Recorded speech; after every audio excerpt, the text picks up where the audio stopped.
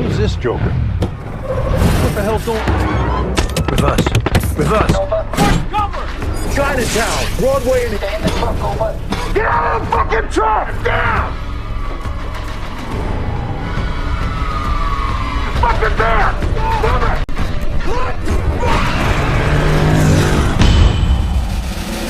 Halo Brody, balik lagi bareng aku Zai pada konten alur cerita film, dimana pada video kali ini aku bakal ngerangkum sebuah film berjudul Red Top Man yang rilis pada tahun 2021. Dibintangi oleh Jason Statham sebagai sang tokoh utama bernama Patrick Hill, film ini akan menceritakan tentang perjuangan seorang bapak untuk membalaskan dendam sang anak yang mati secara mengenaskan. Well, bagaimanakah keseruannya? Mari kita langsung menuju alur ceritanya.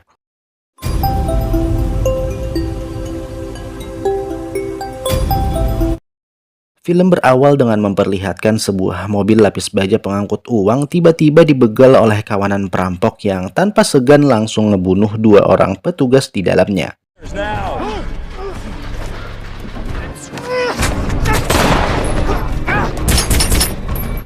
Lanjut beberapa minggu setelah kejadian tersebut, kita diperkenalkan dengan seorang pria bernama Patrick Hill saat ia tengah melamar kerja di perusahaan jasa antarjemput uang cash bernama Fortico, di mana perusahaan ini nggak lain adalah pemilik mobil lapis baja yang tadi kerampokan. Kemudian setelah menjalani berbagai macam tes bersama seorang pegawai senior bernama Bullet, Hill akhirnya keterima secara resmi sebagai salah satu staf lapangan. Ladies and gentlemen, may I introduce H. Bersama Bullet dan seorang lagi bernama Dave, Hill dengan tanpa kendala berhasil menjalankan tugas pertamanya mengantar sejumlah uang menggunakan mobil lapis baja. Lalu setelah selesai tugas dan sebelum balik hari itu, tampak jika Hill tiba-tiba mengamati serta memotret satu persatu ID card para pekerja di kantornya seolah sedang mencari seseorang. Hingga bisa dipastikan jika Hill gabung ke perusahaan ini bukan hanya sebatas kerja melainkan punya maksud atau tujuan tersembunyi.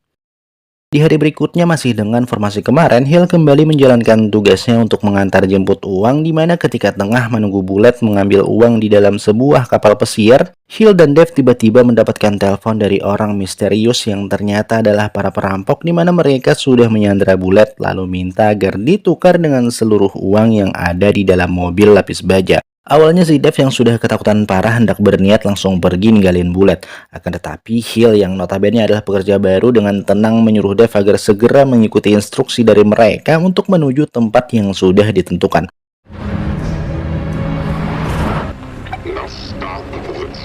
Lanjut sesampainya di lokasi sesuai perintah dari para perampok ini, Hill seorang diri memindahkan satu persatu tas berisi uang ke mobil mereka. Hingga ketika melihat adanya sedikit celah, ia dengan beringas dan tenang langsung menembaki mereka semua tanpa ampun sampai-sampai ngebuat Bullet maupun Dave ternganga menyaksikan begitu mengerikannya Hill.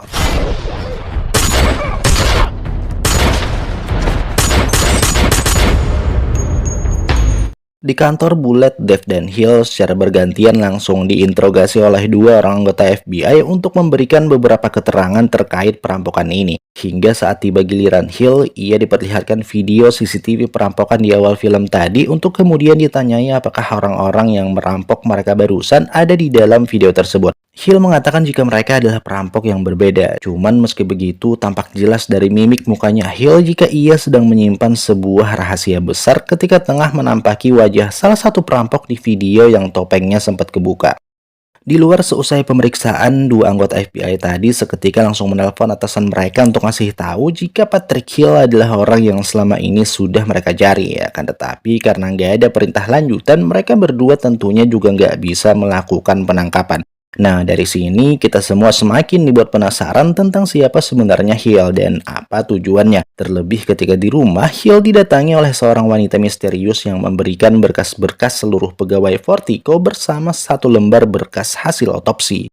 Di kantor, Hill yang awalnya nggak begitu dianggap, kini mendadak populer berkat aksi brutalnya kemarin. Hingga setelah menjalankan pekerjaan tanpa adanya kendala selama lebih dari 3 bulan, ia yang hari itu tengah bertugas bersama Bullet kembali mengalami perampokan. Mereka dicegat oleh sekawanan pemotor bertopeng dan bersenjata lengkap, lalu dipaksa keluar dari mobil lapis baja. Akan tetapi tepat ketika Hill menampakkan wajah bengisnya, kawanan perampok ini langsung lari kocar-kacir ketakutan setengah mati.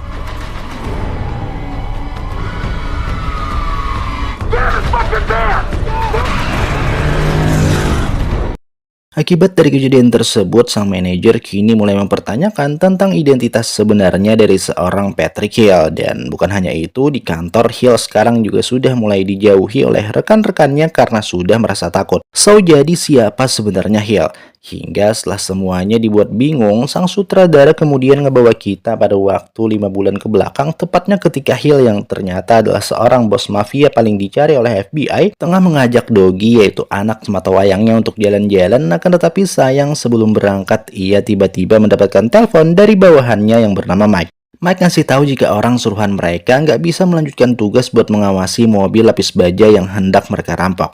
Mike menambahkan jika sekarang Hill yang paling dekat dengan lokasi, hingga karena nggak mau ngulang pengawasan dari awal, Hill pun terpaksa harus melanjutkan tugas tersebut lalu sampai ke lokasi yang ternyata adalah tempat perampokan di awal film tadi. Kemudian sementara dia harus menjalankan tugas buat mastiin ke arah mana mobil lapis baja akan berangkat, Doggy ditinggal sendirian di dalam mobil yang parkir tepat di belakang para perampok yang lagi menyiapkan aksi mereka. Lanjut, begitu sadar jika tengah ada perampokan di dekat Doggy, Hill berlari sekuat tenaga untuk coba menyelamatkannya. Akan tetapi sayang, setelah mendapat beberapa tembakan langsung dari para perampok, Hill harus terkapar nggak berdaya menyaksikan anak sematawayangnya dieksekusi tepat di depan mata kepalanya. Relax.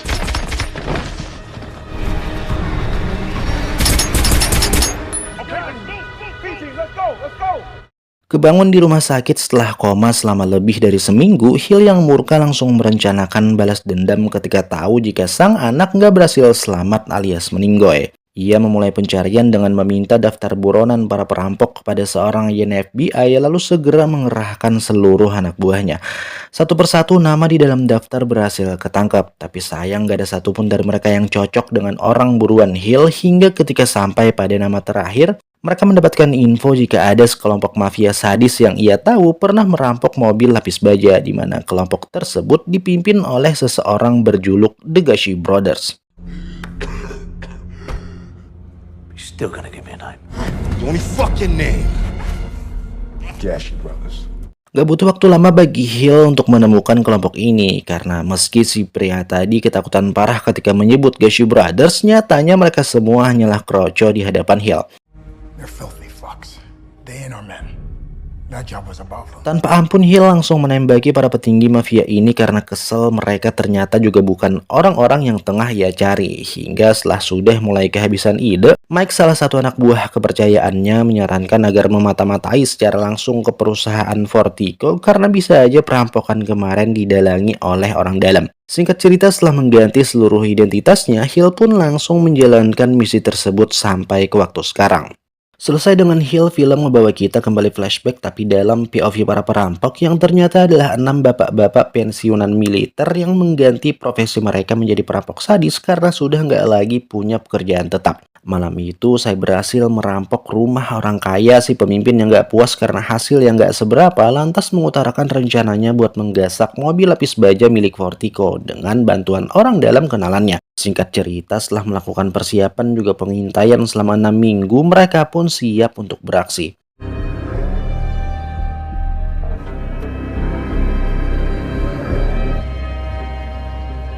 Di lokasi saat tengah menunggu kedatangan target, tampak jelas Hill yang memarkir mobil dan meninggalkan anaknya tepat di samping mereka.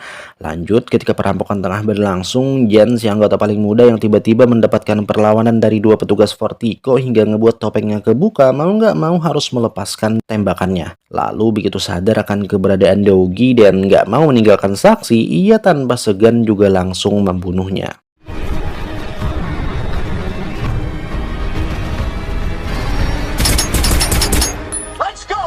Move. Exit west, we gotta. Masih nggak puas dengan hasil rampokan-rampokannya, si bos tamak ini mengutarakan rencana gila yang kali ini bukan hanya merampok mobil lapis baja, kan tetapi berangkas utama kantor Fortico secara langsung. Kemudian dengan bantuan orang dalam yang masih misterius ini, mereka berenam langsung memulai pengintaian juga perencanaan. Hingga setelah 8 bulan melakukan persiapan-persiapan tersebut, sampailah kini ke waktu yang sudah ditentukan karena atas info dari si orang dalam, hari ini seluruh armada mobil lapis baja Fortico akan melakukan sebuah tugas besar, yaitu menjemput uang cash berjumlah ratusan juta dolar. Sementara itu di kantor utama Vertigo, tampak jika kesibukan sudah dimulai serta keamanan yang ditingkatkan berkali-kali lipat. Singkat cerita, mobil-mobil lapis baja ini kemudian berangkat menuju titik lokasi berbeda, termasuk juga Hill yang kembali berpasangan dengan Bullet. Awalnya perjalanan terasa santai kayak biasa, hingga ketika sudah menuju arah balik, Bullet tiba-tiba memberitahukan kepada Hill jika ia adalah orang dalam para perampok alias orang yang sudah menjadi penyebab anaknya kehilangan nyawa. Kaget mendengar itu, Hill sebenarnya bisa aja langsung ngebunuh Bullet. Akan tetapi karena ingin menemukan seluruh perampok termasuk orang yang melepaskan tembakan kepada mendiang anaknya, Hill mau nggak mau harus mengikuti permainan Bullet. Sembari ngancam, Bullet mengajak Hill agar mau kerjasama ngebantuin perampokan yang akan dilakukan tepat pada hari ini, di mana Bullet rupanya bertugas buat menjemput para perampok agar bisa masuk Vertigo tanpa hambatan.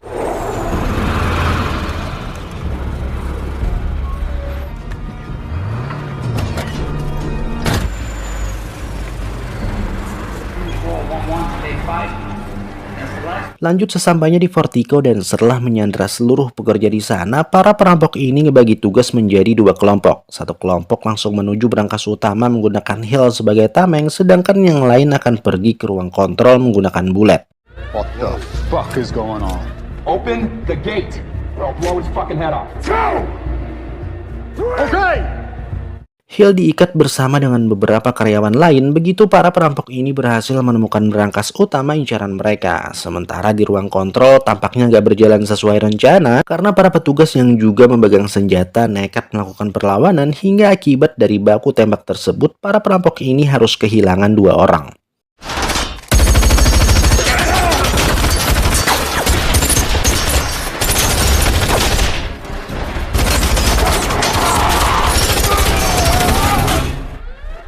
Down.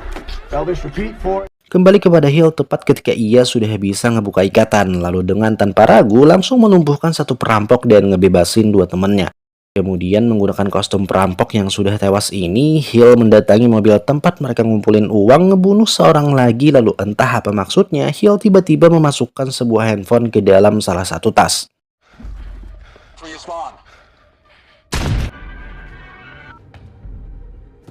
Selesai dengan itu, Hill yang melihat sebagian dari rekannya masih berusaha memberikan perlawanan lantas ikutan gabung hingga ngebuat para perampok berhasil terpojokkan akibat sang pemimpin yang terkena tembakan tepat di bagian leher.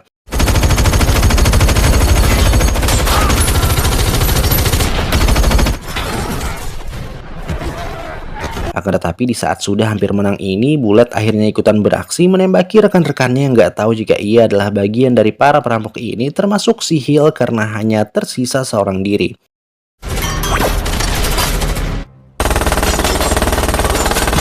Terkapar dan nggak mampu ngelawan lagi, Hill memutuskan buat diam sembari memandangi 3 perampok yang berhasil keluar, di mana salah satu dari mereka ternyata adalah orang yang sudah melepaskan tembakan kepada mendiang anaknya.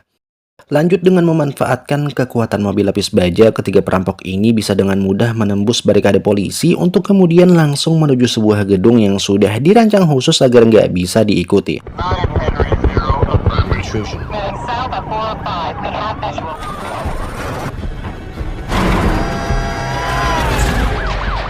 Di dalam gedung tersebut mereka rupanya juga sudah mempersiapkan sebuah terowongan lengkap dengan 2 buah kendaraan, akan tetapi tepat ketika Bullet tengah sibuk memindahkan uang-uangnya ke atas kendaraan, Jan diam-diam kembali ke dalam mobil lapis baja lalu tanpa segan menghabisi bosnya yang saat itu emang dalam keadaan sekarat akibat luka tembak di bagian leher. I'm gonna need that. Stand the risks. Beralasan jika si bos sudah nggak bisa bertahan lagi dari luka-lukanya, Jan lantas meminta Bullet agar berangkat sama-sama menuju ujung terowongan, di mana ketika sudah nyampe dan lagi mindahin uang-uangnya ke dalam mobil yang sudah dipersiapkan, Jan yang dari awal sudah berniat mengkhianati semuanya dengan cepat menodongkan pistol ke leher Bullet, membunuhnya tanpa ampun, lalu keluar dari gedung terbebas dari kejaran para polisi dan menikmati hasil rampokan seorang diri. 365, I'm coming away. We need more choppers up here. berhasil selamat dengan rencana pelarian sempurna. Malam itu Jen yang lagi nyantai di apartemennya karena mengira nggak bakal ada yang bisa melacak dirinya, tiba-tiba dikagetkan oleh dering sebuah ponsel yang berasal dari salah satu tas uang. Dimana begitu ia nengok ke belakang, Jen dikagetkan oleh kehadiran Hill. Menggunakan sepucuk pistol yang diarahkan secara langsung kepada Jen, Hill meminta agar dia ngebaca selembar kertas hasil otopsi dari mendiang anaknya terkait di bagian-bagian mana saja ia mendapatkan luka tembak hingga harus meregang nyawa. Hill memaksa Jen untuk mengingat foto orang yang ada di balik lembaran hasil otopsi tersebut. Lalu setelah si Jen mulai mengingat jika dia adalah korban yang pernah ia tembak pada perampokan di awal tadi, Hill tanpa ampun langsung menembak Jen tepat pada bagian-bagian yang sama dengan luka tembak mendiang anaknya, yaitu hati, paru-paru, limpa, dan jantung, hingga Jen akhirnya tewas dengan merasakan rasa sakit yang sama persis seperti apa yang dirasakan mendiang anaknya. Lungs. Spine. Snamustage. Hill kemudian keluar dari gedung bertemu dengan si agent yang tadi kita tahu sempat kong kali kong terkait nama-nama buronan untuk ngasih tahu jika ia sudah selesai. Lalu film akhirnya ditutup ketika Hill meninggalkan lokasi sementara si agent langsung pergi ke TKP. The end. So Brody, itulah tadi akhir dari film berjudul Wrath of Man. Semoga kalian semua pada suka dengan rangkuman dari aku, hingga tanpa ragu bakal menekan tombol like, comment, subscribe, juga tentunya ngebunyiin lonceng notifikasinya. Well, sampai jumpa pada film-film berikutnya. Aku Zai pamit. See you.